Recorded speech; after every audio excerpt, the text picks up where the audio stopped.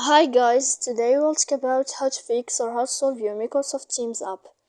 To know how to fix or how to solve your Microsoft Teams, you should just go to Settings. Here we click Apps, Default Apps, App Settings.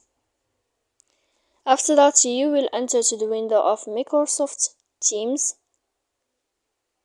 Then this page of App Info, we click on First Stop and we click OK.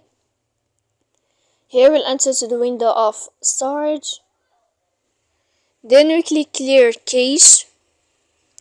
Don't click Clear Data because that can cause you errors in your app. And in the end, you can go to Play Store.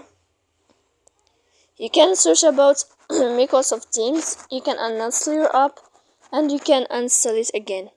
So please don't forget to support us by like and subscribe. See you next time in another video.